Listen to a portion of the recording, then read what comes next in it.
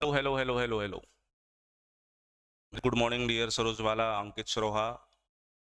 नहीं, वीडियो रुकी नहीं है। वीडियो स्टार्ट होने में 2-4 मिनट का तो समय लगता ही है, ताकि जो स्टूडेंट्स है वो तब तक आ सके। हमारी जो लास्ट की जो कहानी थी डियर जी, वो क्लाइमेटोलॉजी पे थी। वहीं से हम लोग स्टार्ट करते हैं।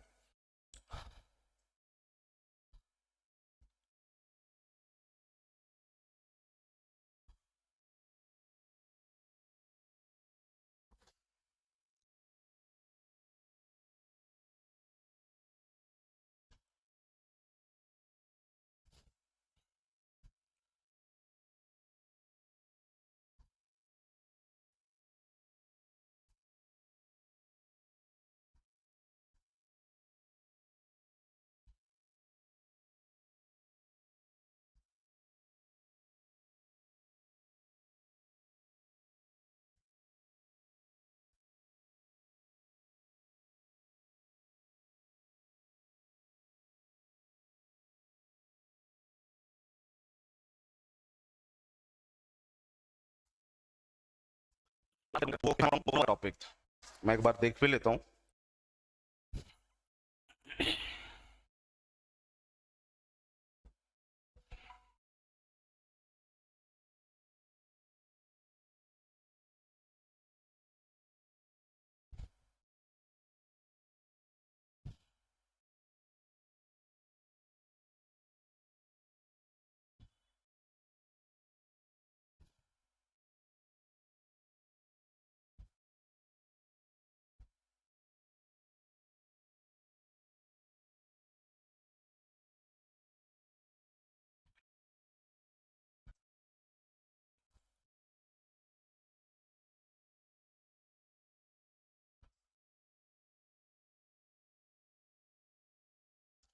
तो लास्ट का जो टॉपिक था डियर जी, वो आपके स्क्रीन पे। जहां तक हम पढ़ चुके थे कि पवनों के जो 3 प्रकार होते हैं, स्थायी पवन, सामयिक पवन और स्थानीय पवन। डिफरेंस क्या होता है? जो समय और स्थान के अनुसार दिशा ना बदले वो स्थायी हो जाते हैं। समय और स्थान के अनुसार जो दिशा बदल ले वो सामयिक हो जाते हैं। और कभी किसी निश्चित समय और स्थान पे जो पवनें चले हैं वो लोकल हो जाते हैं। जैसे भारत में मई जून के महीने में उत्तर पश्चिमी भारत के अंदर जो पवनें चलती हैं उसको हम लोग लू कहते हैं। जो स्थायी पवन है उसकी कहानी हम लोगों ने बस नाम के हिसाब से पढ़ ली थी, बाकी स्टडी आज हमें करनी है। एक है पूर्वा पवन, एक है पछवा पवन और एक है व्यापारिक पवन, जिसे अश्वक्षांश के नाम से भी जाना जाता है। तो बेसिकली ये 3 पवनें ऐसी हैं जो स्थायी हैं। स्थायी का मतलब ये है कि साल दर साल जो है इनकी जो दिशाएं वगैरह हैं वो एक ही है। Very good morning, very good afternoon dear Sonu. वैसे आफ्टरनून का टाइम है नहीं, मॉर्निंग का ही टाइम है, बट कोई दिक्कत नहीं है। चलिए, उसके बाद सामयिक पवनों के हमने 3 उदाहरण देखे थे और लोकल के भी हम आगे देखेंगे। लेकिन हमने जाते वक्त ये चीज पढ़ी थी कि पृथ्वी जब अपने एक्सिस पे घूमती है तो उत्तरी गोलार्ध और दक्षिणी गोलार्ध के अंदर पवनें जो सीधे जाना चाहती है वो सीधे ना जाकर के अपने राइट और लेफ्ट की तरफ मुड़ जाती है। तो ये राइट और लेफ्ट की तरफ मुड़ने का कारण है पृथ्वी का अपने एक्सिस पे घूमना। और घूमने की वजह से एक बल पैदा होता है जिसे हम लोग कोरियोलिस बल कहते हैं। कोरियोलिस क्यों? क्योंकि जिस साइंटिस्ट ने ये पूरा फिनोमिना खोजा था उसी साइंटिस्ट के नाम से इसका नाम फ्योरेस कोरियोलिस फोर्स आया है। और ये पूरा नियम जो हम लोगों ने पढ़ा है, इस पूरे नियम को हम लोग फेरल के नियम से नाम जानते हैं। ओके, समझ में आ गया? फिर मैंने आपको समझाया था कि जब भी रॉकेट मिसाइल वगैरह भेजे जाते हैं वो सीधे नहीं भेजे जाते। आप देखना वो हमेशा इस तरह से भेजे जाते हैं। क्यों? ताकि जिस टारगेट को हमने बोला है टारगेट करने के लिए, उस मिसाइल को जो टारगेट दिया है वो उस टारगेट तक ही जा करके करे। तो सबसे पहले हमारी जो कहानी है वो इस परमानेंट विंड से स्टार्ट होती है, स्थायी पवन से। पहले तो पेज इंसर्ट कर लेते हैं।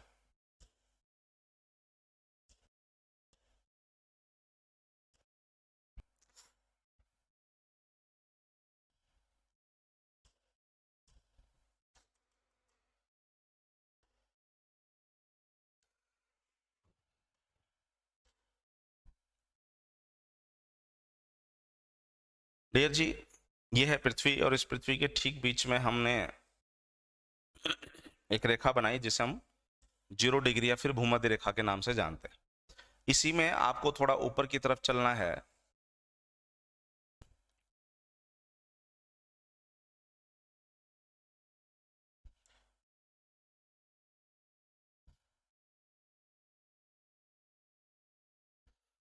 ये आपका हो गया 23.5 डिग्री से लेकर के उत्तर 35 डिग्री तक।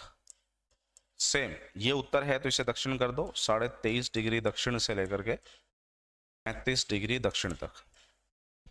उसके बाद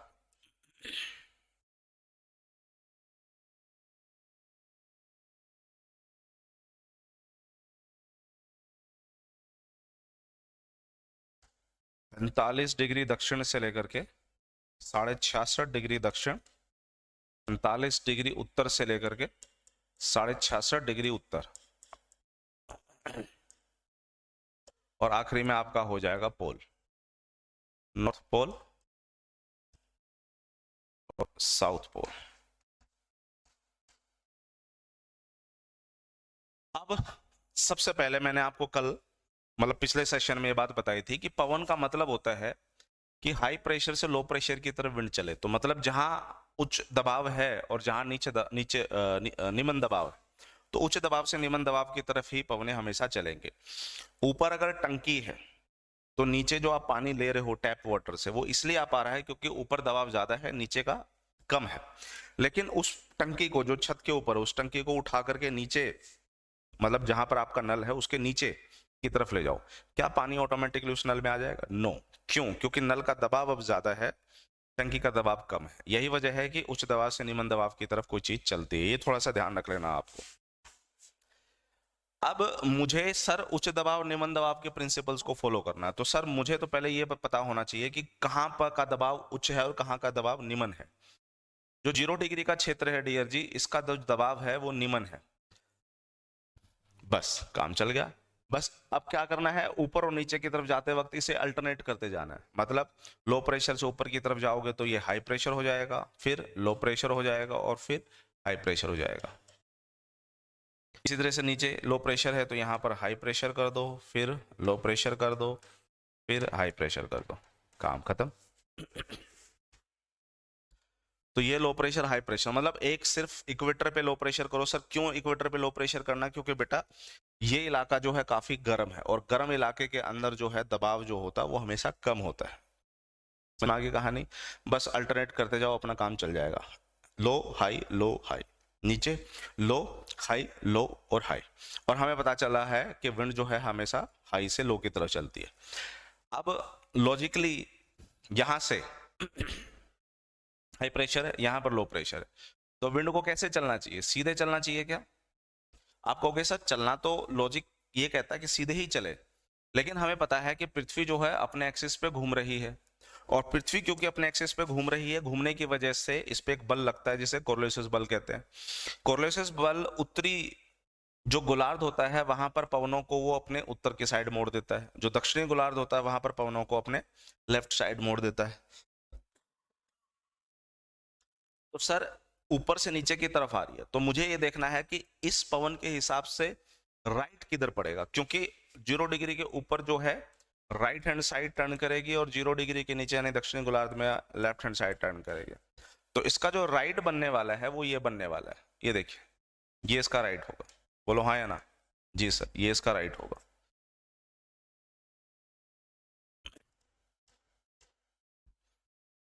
आप कहेंगे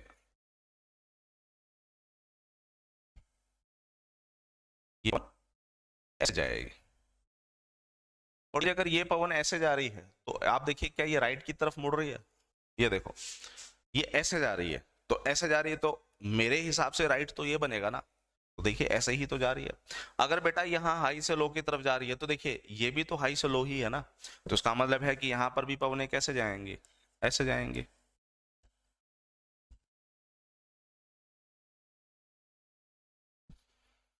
सर अगर ये राइट की तरफ है तो नीचे आ जाओ, ये हाई है ये लो है, हाई है लो है, हम कहाँ आ गए? दक्षिणी गोलार्ध में। दक्षिणी गोलार्ध में विंड किधर चलेगी? लेफ्ट की तरफ। तो लॉजिकली ऐसे चलनी चाहिए, लेकिन ऐसे ना चल करके देखिए इसके लेफ्ट की तरफ मूव करेगी।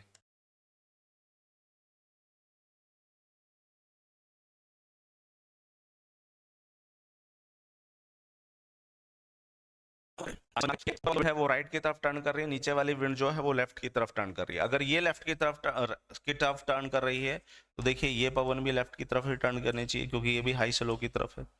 और सर इसी तरीके से मुझे चलना है यहाँ पे। ये हाई है, ये लो है, तो ये देखिए हाई से लो की तरफ विंड चलेगी, हाई से लो की तरफ विंड चलेगी, हाई से लो की तरफ विंड चलेगी, हाई से लो की तरफ विंड चलेगी। सेम, हाई से लो की तरफ चलेगी, हाई से लो की तरफ चलेगी, हाई से लो, हाई से लो, हाई से लो, बस काम चल गया। सर ये जो पवनें आ रही हैं ये वाले, इसको हम लोग कहते हैं पोलार ईस्टर्लीज। पोल से आ रही है ना, तो इसलिए पोलार ईस्टर्लीज। ईस्टर, ईस्टर का मतलब पूर्वा, तो यानी ये जो पवन है सर, इसको हम लोग ध्रुवीय पूर्वा बोलते हैं, ध्रुवीय पूर्वा। और पूर्वा पवन कैसे होनी चाहिए, ठंडी या गर्म? पोल से जब आ रही है तो ठंडी होनी चाहिए। इसी तरीके से जब ये वाले विंड है जो हाई प्रेशर से लो प्रेशर की तरफ जा रही है, तो आप देखिएगा किधर जा रही है सर, ये पश्चिम से पूर्व की तरफ जा रही है, इस वजह से इसका नाम क्या पड़ा, पवन, इसलिए इसे हम लोग वेस्टलीज के नाम से जानते हैं। ये हो गया आपकी पछवा पवन। अगर ऊपर वाली ईस्टलीज है तो नीचे वाली भी क्या होनी चाहिए सर, नीचे वाली भी ईस्टलीज ही होनी चाहिए। लेकिन दोनों ईस्टलीज में मुझे फर्क करना है ना, तो एक ईस्टलीज के साथ पोलर डाल दिया, तो एक तो मेरे को क्लियर होगा कि पोलर का मतलब मैं इसकी बात कह रहा हूं। इस ईस्टलीज की बात करने का मतलब ये है कि डायरेक्शन के हिसाब से तो इसे ईस्टलीज कहते हैं, लेकिन इसके साथ साथ इस विंड को हम लोग एक दूसरा नाम भी देते हैं, ट्रेड विंड, यानी व्यापारिक पवन। व्यापार, यहां पर सर व्यापार हो रहा है, इसलिए इसे व्यापारिक पवन कहते हैं। और सर इसी पवन को हमने एक नाम और दे दिया है, हॉर्स लैटिट्यूड। हॉर्स यानी घोड़ा, लैटिट्यूड यानी अक्षांश, तो इसको नाम दे दिया है अश्व अक्षांश। ये हो गया जी हॉर्स लैटिट्यूड यानी अश्व अक्षांश। अश्व अक्षांश क्यों कहा गया आप समझिएगा, इस पैटर्न को समझो बेटा। ऊपर की तरफ पवन जा रही है, ये देखो ऊपर की तरफ पवन जा रही है, नीचे की तरफ पवन आ रही, तो जो बिल्कुल सेंटर वाला पॉइंट है ये वाला, सोच के देखो यहां कोई पवन चलेगी क्या, सोच के देखो। ये जो क्षेत्र आप जो देख रहे हैं 23.5 से 35 के बीच में, तो इसके ठीक बीच में सर एक लाइन है, इस लाइन के ऊपर की तरफ से तो पवनें जा रही हैं, इस लाइन के नीचे की तरफ से पवनें आ रही हैं, क्या उस लाइन के ऊपर कोई पवन होगी क्या, नहीं सर। जब पवनें उस लाइन से अपोजिट डायरेक्शन में निकल रही हैं, तो इसका मतलब यह है कि जो पीछे वाला हिस्सा, जो जगह बचे वहां पर कोई पवन नहीं। अब सोच के देखो कि अगर कोई भी जहाज अगर इस क्षेत्र में पहुंचा, तो क्या वो जहाज आगे बढ़ पाएगा सर, आज तो बढ़ पाएगा, लेकिन जो मध्यकालीन इंडिया है, जो मध्यकालीन दुनिया है, जिस समय इंजन वाले जहाज नहीं खोजे गए थे, उस समय इन जहाजों पे पर्दे लगे होते थे, और उन पर्दों के ऊपर जब पवनें लगती थी तो पवनों के साथ वो जहाज आगे बढ़ते थे। तो अब जहाजों को पवन इनकी जरूरत नहीं है, अब जहाजों के पास इंजन है, कोई दिक्कत नहीं, लेकिन पहले वाले जहाजों को पवन की जरूरत होती थी। जो कोई जहाज इस क्षेत्र में आता था वो जहाज रुक जाता था, क्योंकि जहाज को चलने के लिए पवन चाहिए, पवन है ही नहीं, क्योंकि अपोजिट डायरेक्शन में पवन निकल गई है, और इस क्षेत्र में ये जहाज आकर के क्या हो गए, फंस गए। और जब क्योंकि सर इस क्षेत्र में आकर के जहाज फंस गए हैं, उन जहाजों पे हैं घोड़े। क्यों घोड़े हैं, क्योंकि सर ये जहाज चले हैं बिजनेस करने के लिए, इसलिए इसका नाम पड़ा ट्रेड। इन पवनों के सहारे क्या किया जा रहा है, बिजनेस किया जा रहा है, तो सर इसलिए ट्रेड विंड। क्योंकि जहाज पे है घोड़े, घोड़े जो हैं वो जहाज को क्या करते हैं, भारी। अब ये जहाज अगर यहाँ आके रुक गया तो साफ है जहां जहाज को पहुंचना है उसको लगेगा समय। समय अगर लग गया अगर समय लग गया तो हो सकता है कि ये जो खाना लेके चले थे कि भाई 30 दिन में हम पहुंच जाएंगे, तो एक काम करते हैं 35 दिन का खाना ले लेते हैं, अब इनको पहुंचने में लगेगा 45 दिन। तो भाई एक काम करो, घोड़ों को उठा करके पानी में फेंक दो ताकि जहाज हल्का हो, दूसरा घोड़ों का जो खाना है वो बचाया जा सके, ताकि अगर जरूरत महसूस हुई तो हमारा खाना खत्म होने के बाद हम घोड़ों का खाना खा सके। कहानी समझ में आ रही है? ये है सारा का सारा कंसेप्ट। इसलिए ये जहाज रुक जाते हैं, घोड़ों को पानी में उठा के फेंकना पड़ता है, इसलिए इस क्षेत्र का नाम पड़ता है अश्व अक्षांश। और इस रीजन से इस यहाँ पर चलने वाले पवन से व्यापार किया जा रहा है, इसलिए इस विंड का नाम पड़ा व्यापारिक पवन। अंडरस्टूड? लेकिन डायरेक्शन के हिसाब से इसे ईस्टर्लीज भी कह दिया जाता है। तो इस ईस्टर्लीज और ईस्टर्लीज में फर्क क्या है, ये पोलार है, ये सब ट्रॉपिकल रीजन्स का है। तो जब आपने पोलार शब्द का इस्तेमाल कर दिया तो हमारा जो संदेह है वो वहीं पे खत्म हो जाता है। यहां तक कहानी खत्म। बेटा मैंने आपको परमानेंट विंड्स यही तीन तो बताए थे, पूर्वा, पछुआ और व्यापारिक पवन।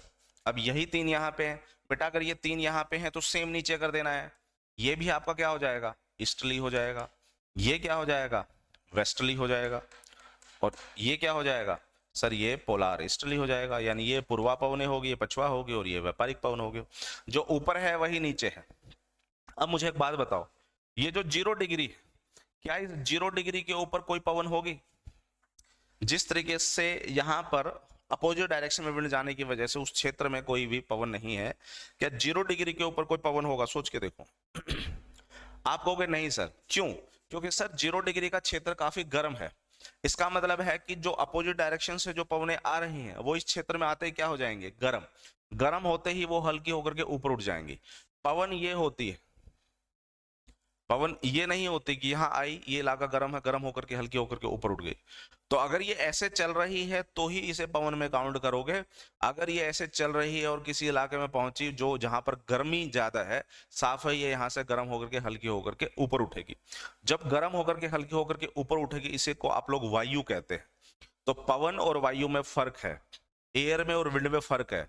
ये विंड है बट ये एयर है। तो यहां पर आप देखेंगे विंड नहीं चलेगी क्योंकि इलाका काफी गर्म है। तो यहां पर जैसे ही विंड पहुंचेगी गर्म होकर के ऊपर उठ जाएगी। इसलिए सर ये क्षेत्र जो है पवनों से रहित है, पवन यहां नहीं है। तो इसलिए इस क्षेत्र को कहा जाता है डोल्ड्रम।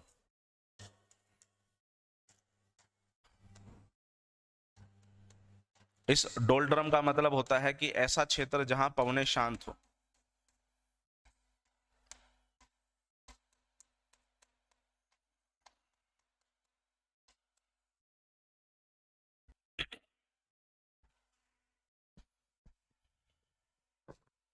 जहां पवनें शांत हो।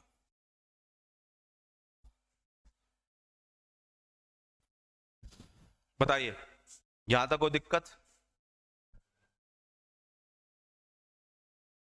अब आपसे एग्जाम में एक सवाल पूछेगा, वो कहेगा कि बेटा एक तो पछुआ पवन ये है, अरे एक पछुआ पवन ये है, इनमें से खतरनाक कौन सी होगी?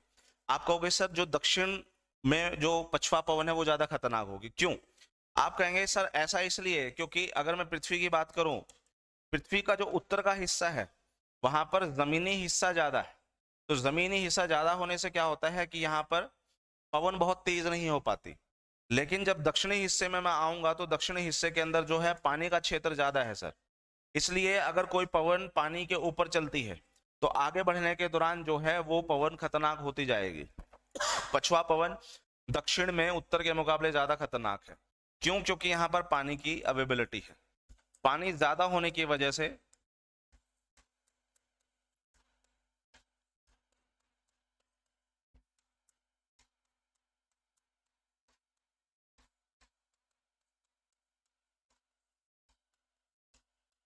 रुकावट कम पैदा होगी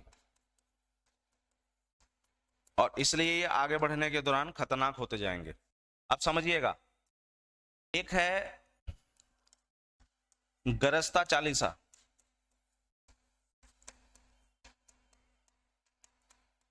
एक है प्रचंड पचासा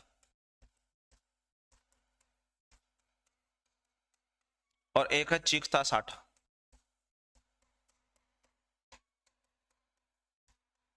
गरजता चालीसा, प्रचंड पचासा, चीखता साठा। आप समझिएगा चालीसा क्यों कहा गया इसको, क्योंकि सर 40 डिग्री अक्षांश के आसपास चल रही है। प्रचंड पचासा क्यों कहा गया, क्योंकि 50 डिग्री अक्षांश के आसपास चल रही है। और चीखता साठा क्यों कहा गया, 60 डिग्री अक्षांश के आसपास चल रही है। तो ये गरजता चालीसा, प्रचंड पचासा, चीखता साठा ये क्या है सर? ये दक्षिणी गोलार्ध में चलने वाली जो पछुआ पवन है वो है। दक्षिणी गोलार्ध में जो पछुआ पवन है ये वो है। क्यों इसे गरजता, प्रचंड और चीखता साठा बोला गया सर? इसलिए इसे गरजता प्रचंड और चीखता बोला गया क्योंकि जितना ये गोलार्ध में ये आगे बढ़ेगी, मतलब जितने ही अक्षांश पे आगे बढ़ेगी उतने ही ज्यादा इसकी स्पीड बढ़ जाती है। ये कुछ वैसा ही है जैसे आप है ना 2 व्हीलर चला रहे हो, जैसे बाइक चला रहे हो या स्कूटी चला रहे हो। जब बाइक चलाओगे 40 पे चलाओगे तो देखिए कान के पास कोई आवाज नहीं आ रही, बस हल्की हल्की सी ना पवन जो है महसूस होगी। लेकिन जैसे ही बाइक को आप लोग 70 पे कर दोगे, 60 पे 70 पे कर दोगे, देखना जो पवन की जो स्पीड है वो बहुत ज्यादा होगी, कान पे वो ना फर फर फर करके महसूस होगी। और अगर आप फुल स्पीड के साथ, लाइक जैसे बुलेट टाइप अगर कुछ चला रहे हो, वो 100+ चला गया है, आप देखना कान के पास ऐसा लगेगा कि जैसे पवने जो शाएं शाएं करके चीख रही हो। तो आप समझिए कि जितना ज्यादा स्पीड बढ़ाएंगे पवनों की स्पीड उतनी ज्यादा होगी। इसी तरह से जितना ज्यादा गोलार्ध बढ़ेगा पवनों की स्पीड उतनी ही ज्यादा होगी। इस वजह से जो लोकल मछुआरे हैं, उन लोकल मछुआरों ने यहाँ पर जब वो मछलियां पकड़ने जाते थे तो पवनों की स्पीड के हिसाब से उन्होंने इसका नाम दिया था, गरजता, प्रचंड और चीखता। क्लियर हो गई? तो ये है डियर जी पृथ्वी के ऊपर पाई जाने वाली स्थायी पवनें। यहां तक किसी को दिक्कत है तो बताइएगा, एक बार है ना खुद बैठे बैठे वहीं से रिवाइज करो ये चीज क्या है, कैसे बनाया है, वगैरह वगैरह। जैसे डाउट आया आप मुझसे सवाल करो।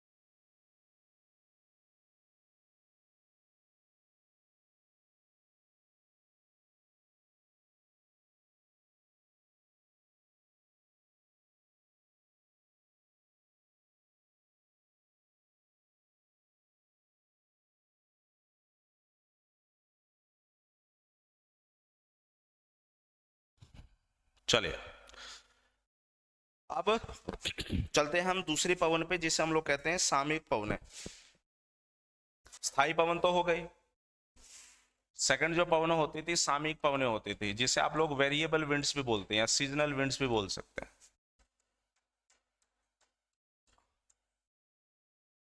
सर ये वो विंड्स होते हैं जो समय और स्थान के अनुसार जो है अपनी दिशा बदल लेते हैं, है ना। आप समझिए, इसमें 3 एग्जाम्पल देखते थे हम लोग। एक पढ़ते थे समुद्र समीर, और एक पढ़ते थे सथल समीर।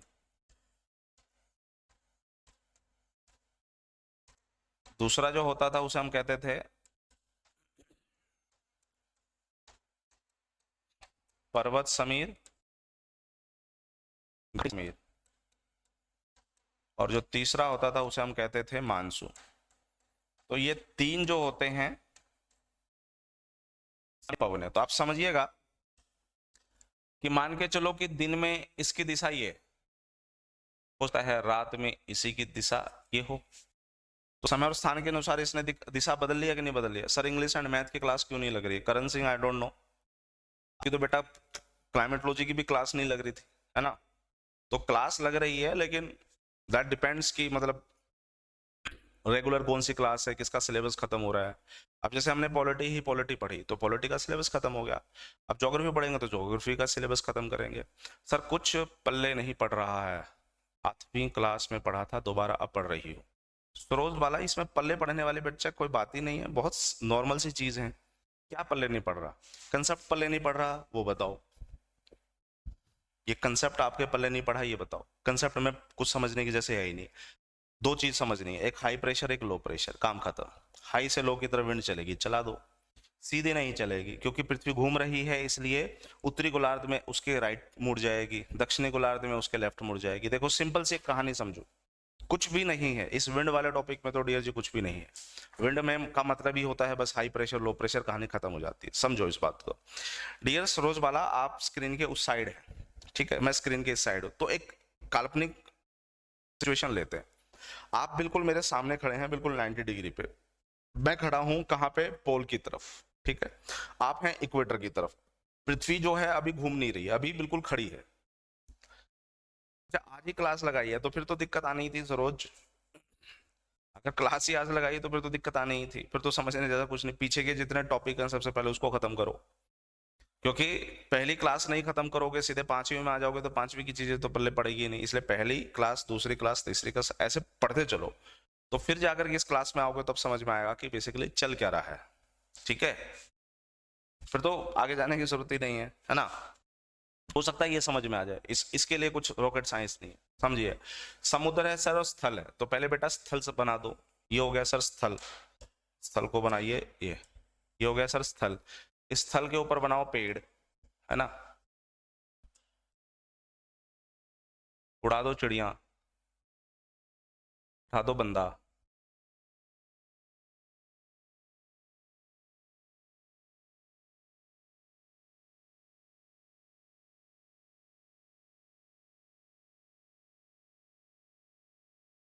ये पड़ रहा, पकड़ रहा है मच्छी।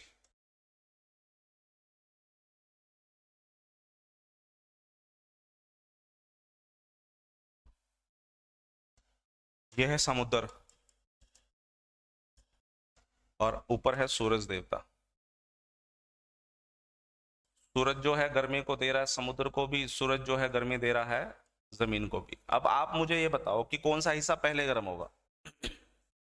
खुद सोचो, कौन सा हिस्सा पहले गर्म होगा? अगर आप ये कह दोगे कि सर समुद्र का हिस्सा पहले गर्म होगा, तो बेटा गलत है। देखो ये जमीन है, जमीन की गहराई तो ज्यादा नहीं है, मतलब वैसे तो गहराई ज्यादा है, लेकिन सूरज की जो रोशनी है वो बहुत गहरी तो नहीं जाएगी। लेकिन पानी में गहरी जाएगी कि नहीं जाएगी? बिल्कुल जाएगी। तो इसका मतलब ये है कि पानी को गर्म करने में उसे लगेगा समय, लेकिन जमीन का जो हिस्सा है वो बहुत जल्दी गर्म हो जाएगा। आप खुद सोच के देखो, अगर जमीन का हिस्सा बहुत जल्दी गर्म हो जाएगा तो यहाँ पर जो पवनें होंगी वो क्या हो जाएंगी? वो गर्म होकर के, हल्की होकर के सर ऊपर की तरफ जाने लगेंगे। तो ये देखिए ऊपर की तरफ जाने लग गई। जैसे ही ये ऊपर की तरफ जाने लग गई तो नीचे वाला हिस्सा खाली हुआ। अब ये बात बताइए कि अगर मैंने एक बाल्टी पानी अगर एक तालाब से निकाल लिया, तो क्या तालाब के अंदर जहां से मैंने पानी निकाला वहां कोई छेद हुआ? नहीं सर। क्यों? क्योंकि सर जहां से आप पानी निकालते हो तो बेसिकली पानी की खासियत होती है कि जो खाली जगह होती है उसको भर दे। आसपास के क्षेत्र से वो पानी आकर के उस क्षेत्र को भर देगा, तो कोई गैप नहीं दिखेगा, कोई खड्डा नहीं दिखेगा वहां पे। यही प्रॉपर्टी होती है पवनों की भी। पवन, अगर इस रूम में से मैं कहीं से भी पवन को निकालने की कोशिश करूं, एयर को निकालने की कोशिश करूं, तो आसपास के क्षेत्र का जो एयर है वो चलने लग जाएगा, उस सिचुएशंस को वो भरने लग जाती है। अंडरस्टूड? यही लॉजिक लगाना यहाँ पे। अगर गर्म होकर के, हल्की होकर के ऊपर जा रही है तो उसका मतलब नीचे वाला हिस्सा खाली हो रहा है। अब इस हिस्से को भरने के लिए पवन कहाँ से चलेंगे? इस हिस्से को भरने के लिए देखिए पवन ऐसे चलेंगे, पवन ऐसे चलेगी, पवन ऐसे चलेगी, पवन ऐसे चलेगी, पवन ऐसे चलेगी, पवन ऐसे चलेगी। तो उसका मतलब पवन कहाँ से आ रही है? पवन सर समुद्र से आ रही है। कहाँ आ रही है? जमीन पे। तो समुद्र से चल रही है तो उसका मतलब यहाँ पर दबाव कौन सा होगा? सर यहाँ पर हाई प्रेशर होगा, तभी तो लो प्रेशर की तरफ बढ़ जाएंगे। यहाँ पर प्रेशर लो होगा।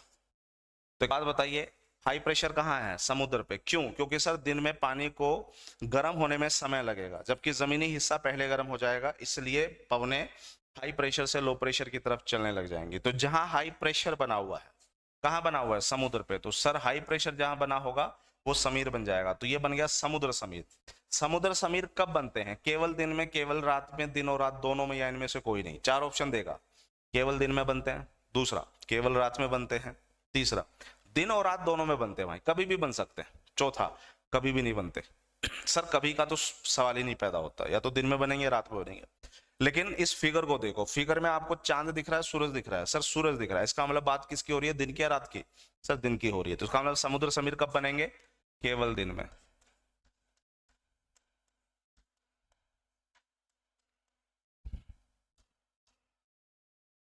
केवल दिन में। अब इसी को बेटा कर दो उल्टा। अब ले आओ चांद को।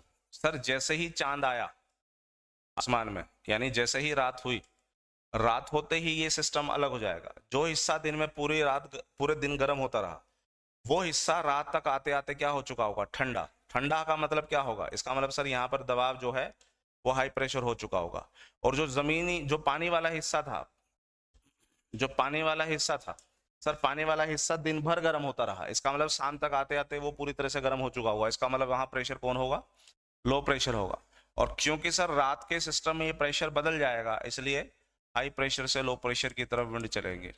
यहाँ पर हाई प्रेशर कहाँ बन रहा है, यहाँ हाई प्रेशर सर अब जमीन पे बन रहा है, इसलिए कौन से समीर बने, स्थल समीर बने। स्थल समीर कब बने, केवल रात में।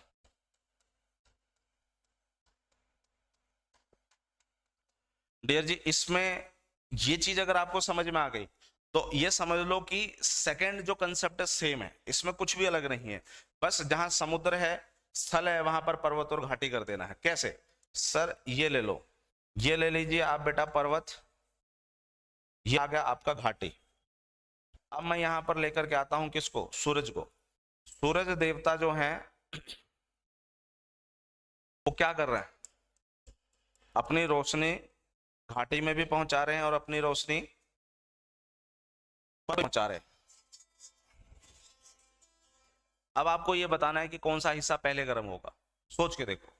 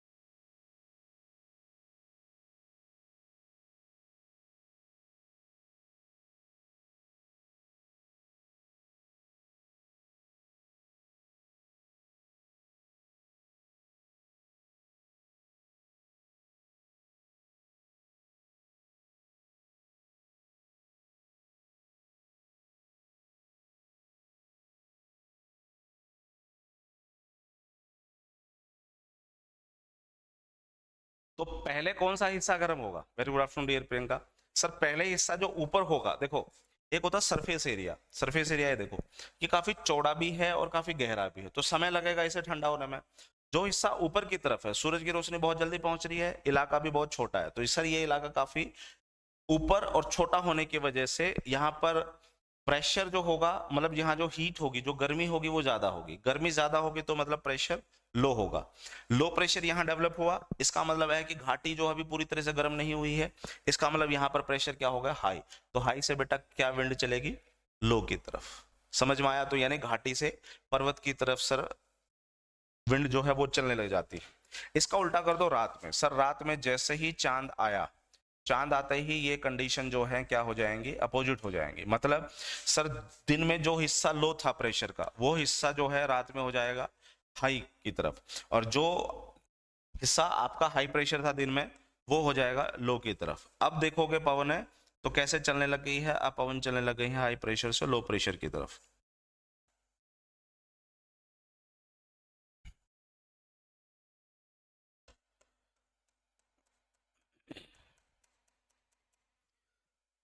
तो अब ये बताओ कि अब देखो बड़ा सिंपल सा है, जिधर हाई प्रेशर होगा वो समीर बना दो।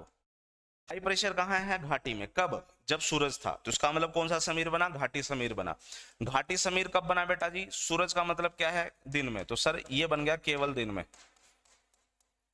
और जैसे ही रात आई, रात में प्रेशर हाई कहाँ हो गया, पर्वत पे, तो पर्वत से नीचे आने लगी घाटी से, तो इसका मतलब ये बन गए पर्वत समीर। ये पर्वत समीर कब बने, केवल रात में। इसका मतलब ये है कि पर्वत समीर दिन में नहीं बन सकते, इसलिए तो शब्द का इस्तेमाल करना पड़ रहा, केवल रात में, दिन में तो भूल जाओ आप। अंडरस्टूड यहां तक की कहानी? बिल्कुल अंडरस्टूड सर, यहां तक की कहानी। इसमें दो चीजें और याद रखना है। जो पवन नीचे से ऊपर की तरफ जा रही है उसको हम लोग नाम बोल देते हैं एनाबेटिक विंड। इसका कोई इंग्लिश मतलब हिंदी नाम नहीं है, इसलिए से हिंदी में भी एनाबेटिक ही पढ़ते हैं। और जो पवन ऊपर से नीचे की तरफ आ रही है उसे कहते हैं कैटाबेटिक विंड।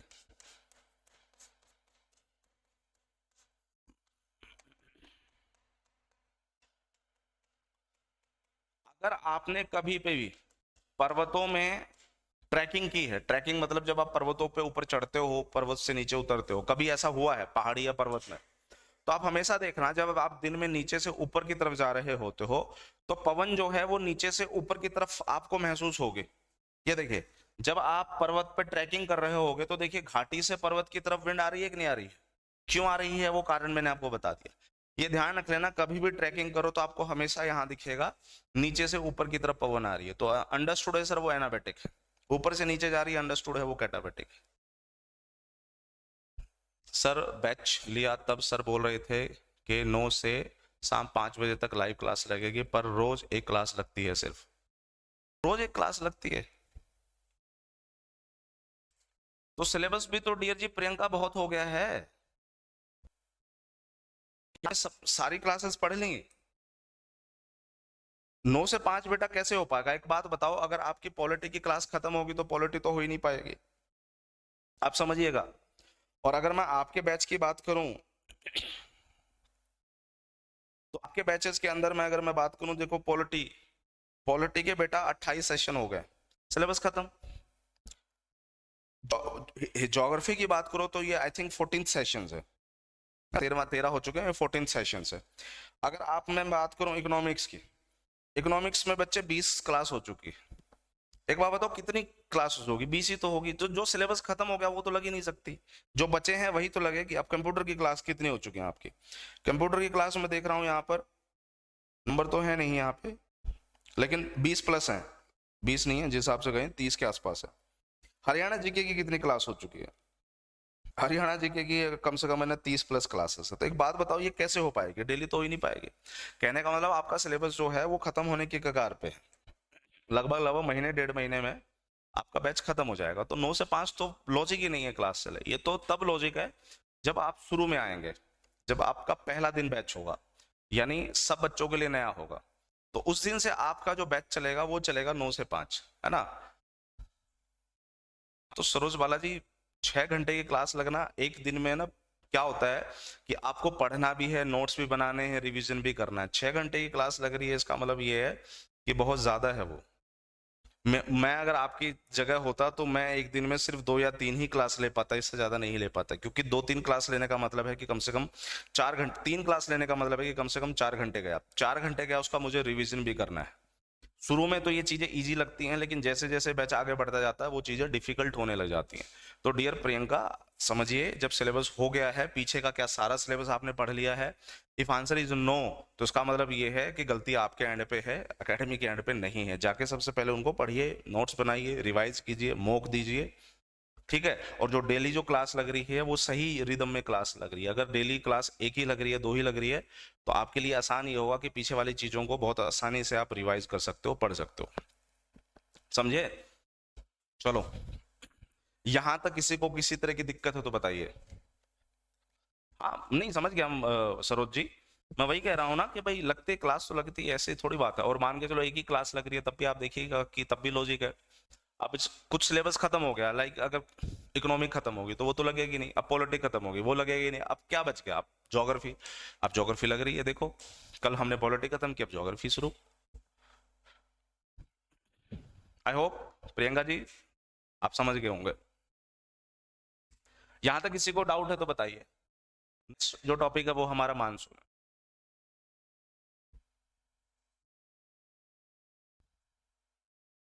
ओके, चलो बहुत अच्छी बात है प्रियंका जी।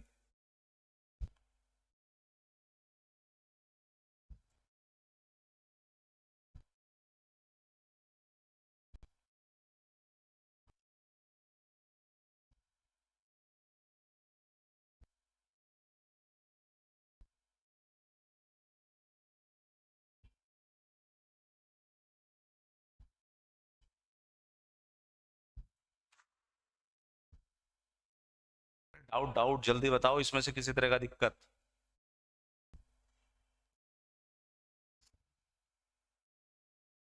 कोई दिक्कत नहीं है। आ जाइए सबसे important topic, that is the monsoon. Monsoon क्यों?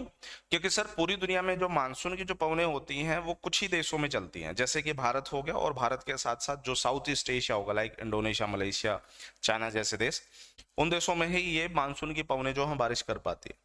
मुझे एक बात बताओ, भारत का लगभग 60% जो खेती है वो मानसून पे ही डिपेंड करती है। मतलब अगर मानसून अच्छा हुआ तो अच्छा चांसेस है कि मतलब खेती हो, मानसून नहीं हुआ, बारिश बहुत कम हुई, तो खेती भी बर्बाद हो जाती है। तो मानसून का कितना बड़ा रोल है वो आप इस बात से ही अंदाजा लगा सकते हैं। इसके बाद सर, मानसून से जो सबसे पहला सवाल पूछा जाता है कि बेटा ये मानसून किस शब्द से लिया गया है? आप कहेंगे सर मानसून जो है एक शब्द है मौसम, और ये मौसम अरेबिक शब्द है, अरब भाषा का एक शब्द, उससे लिया गया है, मौसम से, अरबी भाषा।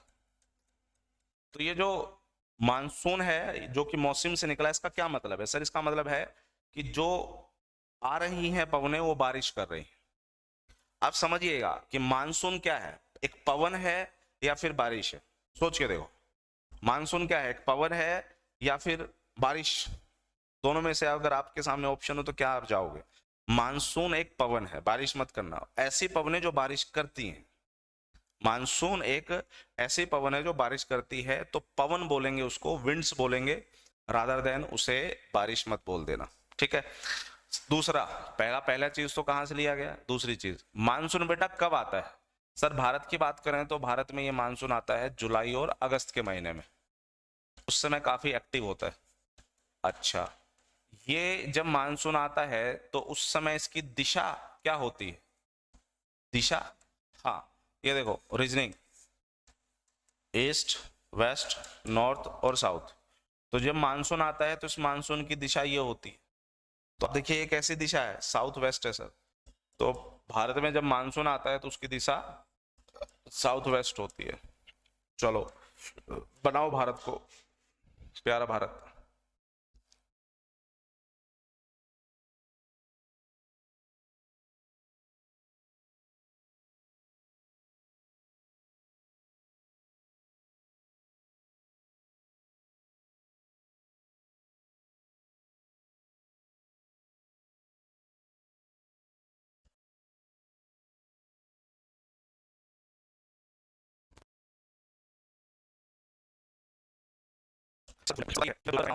प्रेशर होता है, क्यों?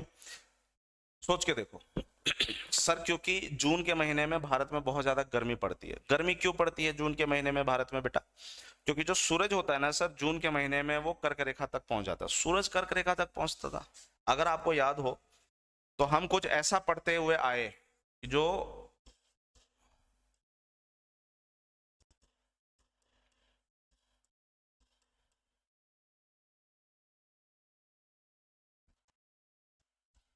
समझिएगा, सूरज जहां होता है वहां पर लो प्रेशर होगा, बोलो हाँ या ना?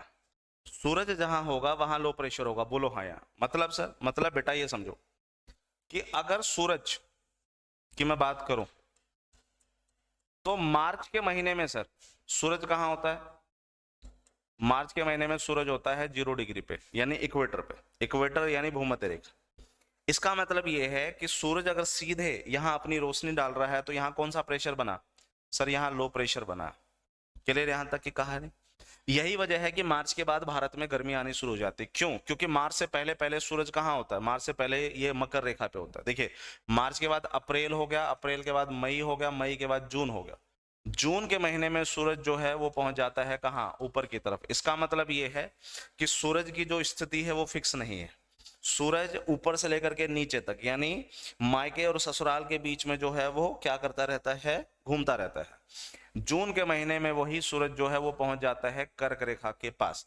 कर्क रेखा के पास पहुंच जाता है, इसका मतलब ये जो निम्न दबाव मार्च में इक्वेटर पे था, यही लो प्रेशर अब कहां बन जाएगा?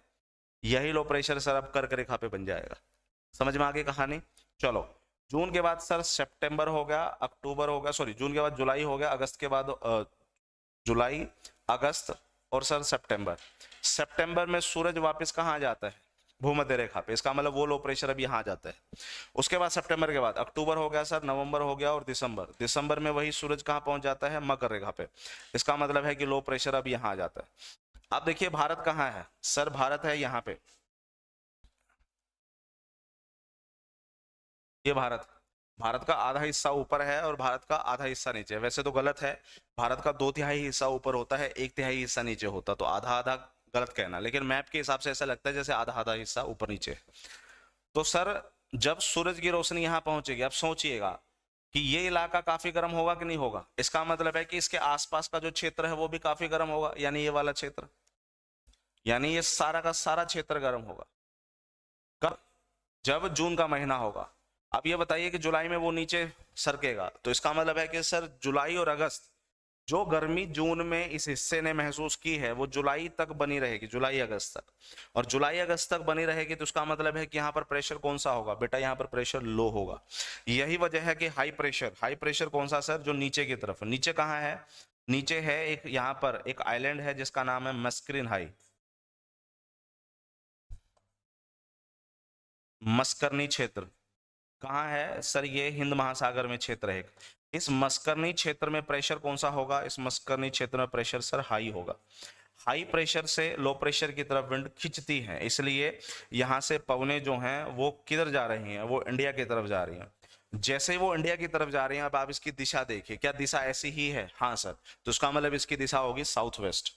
साउथ वेस्ट दिशा होगी। सबसे पहले यहाँ पर कौन सा राज्य आ गया सर, सबसे पहले यहाँ आ गया केरल राज्य, तो इसका मतलब है कि केरल में सबसे पहले मानसून अपनी वर्षा करती है।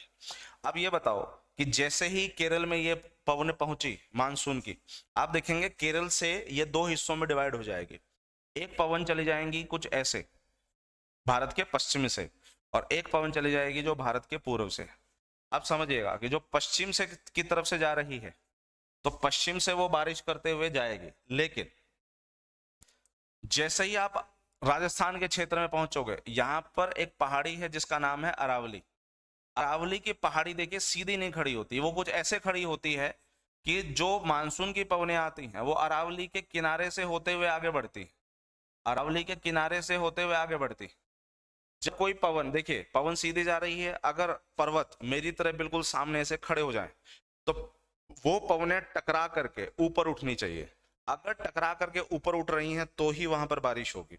लेकिन अगर मेरी स्थिति ऐसे हो जाए और पवन आए, देखिए यहां से निकल गए, जैसे यहां से निकली देखिए टकरा करके ऊपर नहीं उठ रही, इसका मतलब बारिश तो नहीं होगी। यही वजह है कि अरावली की स्थिति कुछ ऐसे है कि उसके किनारे से ये पवन निकल जाती, तो उठ नहीं पाती ऊपर, और अगर पवन उठ नहीं पाएंगी तो उसका मतलब है कि वो बारिश में नहीं कर पाएंगे। समझ में आगे कहानी, ये कुछ वैसा ही है कि अगर जीवन में पढ़ोगे नहीं तो साफ है कि कोई जॉब नहीं मिलेगी, कोई जॉब नहीं मिलेगी, मतलब ऑब्वियसली सरकारी की बात कर रहा हूं, तो सर आप जीवन में उठ नहीं पाओगे, यानी जहां हो वहीं के वहीं रह जाओगे। उठने के लिए आपको पढ़ना पड़ेगा, और पढ़ने के लिए आपको टकराना पड़ेगा किसी न किसी से। टकराना मतलब यहाँ पर सर टाइम से है, टकराना मतलब परिवार वालों से, टकराना मतलब सोसाइटी से, टकराना मतलब सर अपनी बदकिस्मती से। जब उनसे टकराओगे तो हो सकता है एक दिन ऊपर उठ जाओगे, अगर बचोगे तो दिक्कत है, बचोगे तो देखिए सूखा ही सूखा होगा। यही वजह है कि राजस्थान सूखा रह जाता है। अंडरस्टूड यहाँ तक की कहानी। उसके बाद सर ये जो केरल से जो बंगाल की खाड़ी की तरफ जो पवनें गई हैं, ये तो बारिश नहीं करेंगी, हाँ बिल्कुल नहीं करेंगे। लेकिन देखिए सर यहाँ पर क्या होने वाला है, यहाँ पर म्यांमार के यहाँ पे कुछ पर्वत है, मतलब एक पर्वत है जिसका नाम है अराकान योमा। ये अराकान योमा के पर्वत इस तरीके से खड़े हैं कि बंगाल की खाड़ी की तरफ से आने वाली जो पवनें वो आकर के सर यहाँ टकराती, और जैसे ही टकराती ये पर्वत कहते हैं कि बेटा जहां से आए थे वहीं से निकल जाओ। तो बोला कि जहां से आए थे, जहां आए थे हम वहां से तो वहां तो नहीं निकलेंगे, लेकिन टकरा करके हम किधर जाएंगे, हम जाएंगे भारत के पूर्वी हिस्से की तरफ। यही वजह है कि एक तो बंगाल की खाड़ी के नजदीक है पंजाब, सॉरी ये वेस्ट बंगाल बिहार, ये वाला जो हिस्सा है ये काफी ज्यादा बारिश महसूस करेगा। जब बारिश बहुत ज्यादा होगी तो खासकर जो बिहार है, बंगाल वाले रीजन है, यहाँ पर नदियों के अंदर पानी सर काफी ज्यादा आ जाता है। देखो एक तो नदी में पानी ऑलरेडी है, ऊपर मानसून की बारिश जो कि अराकान योमा से टकरा करके आ रही है वो बहुत ज्यादा बारिश करती है। तो जो कोसी नदी है जो नेपाल से आ रही है, तो देखो पहाड़ से आ रही है, वो तो ऑलरेडी पानी है। इस बारिश ने वहां बहुत ज्यादा बारिश करनी है, मतलब इस मानसून की विंड ने बंगाल और बिहार में बहुत बारिश करनी, और सर बारिश इतनी ज्यादा होती है कि वहां बाढ़ जैसी सिचुएशन पैदा हो जाती है। यही वजह है कि कोसी नदी के अंदर पानी इतना ज्यादा हो जाता है कि कोसी बाढ़ ले आती है, और कोसी एक तरीके से वहां पर शोक कहलाती है, सोरो ऑफ द बिहार। और सेम सर होता है किसके साथ, सेम होता है यहाँ पर दामोदर के साथ। दामोदर में भी बंगाल के अंदर पानी बहुत ज्यादा हो जाता है, वो भी बाढ़ ले आती है। इसलिए दामोदर नदी बंगाल की शोक कहलाती है और कोसी नदी बिहार का शोक कहलाती है। अंडरस्टूड यहाँ तक। और ये पवने जो हैं फिर आगे बढ़ती, लेकिन ऊपर की तरफ जाएंगे सर तो यहाँ पर मुझे एक पर्वत देखने को मिलेंगे जिनको मैं हिमालय के नाम से जानता हूँ। अब ये हिमालय के पर्वत जो हैं ये ऐसे खड़े हैं कि जो पवने नीचे से गई, कौन सी, मानसून की, सर वो इनसे टकराएंगे। हिमालय कहेगा कि बेटा जहां से आए हो वहीं निकलो, यानी अब आगे ना बढ़ करके सर वो पीछे की तरफ आएंगे। जब वो पीछे की तरफ आना शुरू होंगे तो वो कुछ इस तरीके से होंगे, ये देखिए पीछे की तरफ आना शुरू हो गए। पीछे की तरफ आने का मतलब है कि अब मानसून क्या होने लग गया है, मानसून लौटने लग गया है, तो यानी लौटता हुआ मानसून।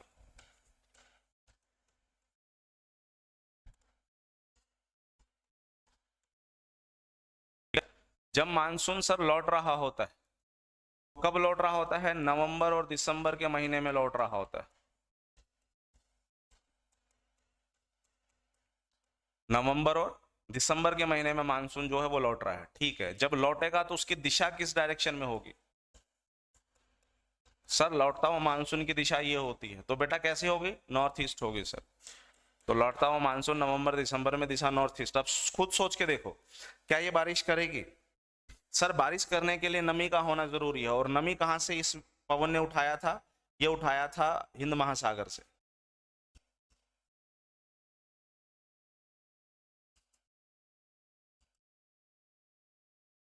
ये हिंद महासागर से, हिंद महासागर से नमी उठी तो ही वो तो मानसून की विंड है वो बारिश करते गई। लेकिन सर क्योंकि उधर तो पहाड़ है, और पहाड़ है तो कोई वाटर बॉडी है नहीं, तो उसका मतलब नमी भी नहीं होगी, नमी नहीं होगी तो उसका मतलब है कि वो बारिश नहीं करेगी।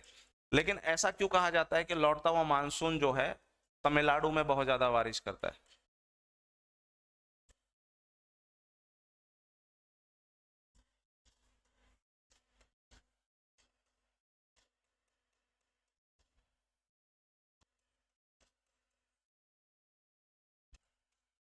तमिलनाडु में भारी वर्षा होती है, सर ऐसा क्यों, देखो समझो, जब मानसून लौट रहा होता है तो देखिए लौटते हुए मानसून की एक शाखा कहाँ आ गई, सॉरी, लौटते हुए मानसून की एक शाखा कहाँ आ गई, बंगाल की खाड़ी में। बंगाल की खाड़ी में आने का मतलब सर नमी उठना, और नमी उठते ही वो आगे जब बढ़ती है तो पहला राज्य कौन सा है, सर पहला राज्य तमिलनाडु है, इसलिए यहाँ पर ज्यादा बारिश होती है। लौटते हुए मानसून की एक शाखा बंगाल की खाड़ी के ऊपर से गुजर रही होती है, वो नमी उठा करके तमिलनाडु में बारिश करती है। तमिलनाडु में सर एक नदी है जिसका नाम है कावेरी। जब मानसून जा रहा होता है तो कावेरी में बारिश होती है, कर्नाटका के साइड में, तो कर्नाटका से ही वो नदी आती है, तो कावेरी नदी के अंदर पानी आ गया। और सर जब मानसून जा रहा होता है उस समय तमिलनाडु के क्षेत्र में जो कावेरी होती है उसमें पानी होता है। यही वजह है कि कावेरी ऐसी नदी में आती है, दक्षिण भारत की ऐसी नदी, देखिए दक्षिण भारत की ज्यादातर नदियां बारिश पे ही टिकी होती हैं, बारिश नहीं तो वो नदियां सूख जाएंगी। कावेरी ऐसी नदी है जो एक्सेप्शनल है, मतलब उसमें पानी जो है साल भर बने रहता है। कैसे बना रहता है, वो इस वजह से बना रहता है, जाता हुआ मानसून भी पानी देता है उसको, आता हुआ मानसून भी उसे पानी देता है, इसलिए कावेरी नदी में पानी साल भर बना रहता है। ये मैकेनिज्म है डियर जी भारत में मानसून का। जब जबकि ये जो मानसून है, इस मानसून को प्रभावित भी करती हैं कई चीजें, मानसून को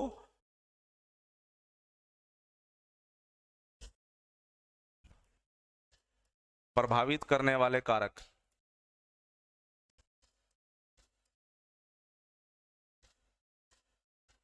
यानी फैक्टर। कौन से कारक हैं वो तो हम करेंगे अगली क्लास में, लेकिन फिलहाल के लिए इतना समझना है कि ये जो पवन है मानसून की, इनकी अगर स्पीड ज्यादा हुई, गति ज्यादा हुई, तो ये पवने नमी ज्यादा उठाएंगी, और नमी ज्यादा उठाएंगे तो उसका मतलब जो वर्षा होगी वो ज्यादा होगी।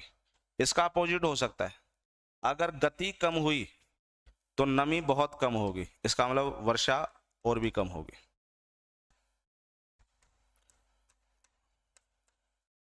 इसलिए इसकी गति को जो प्रभावित करता है, आप देखिए जो गति है, इस गति को जो प्रभावित करते हैं वो कुछ कारक होते हैं। वो क्या होते हैं, वो हम करेंगे अगली क्लास में। यहां तक बच्चे किसी का डाउट है तो पूछिए।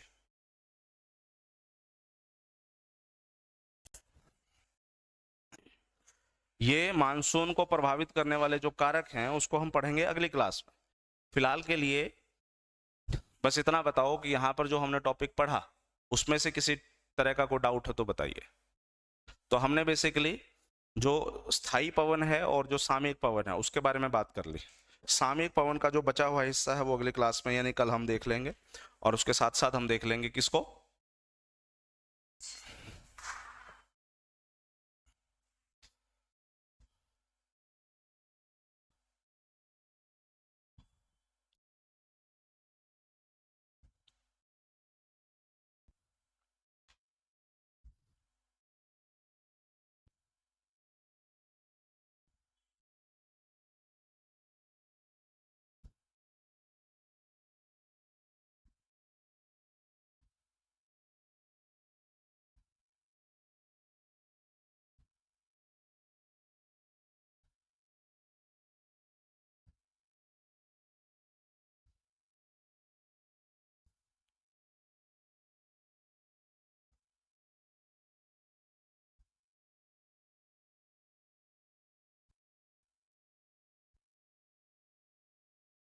चलिए कोई डाउट नहीं है बच्चे। तो कल हम लोग इस कारक के ऊपर बात करेंगे, ठीक है? तो एंजॉय कीजिए।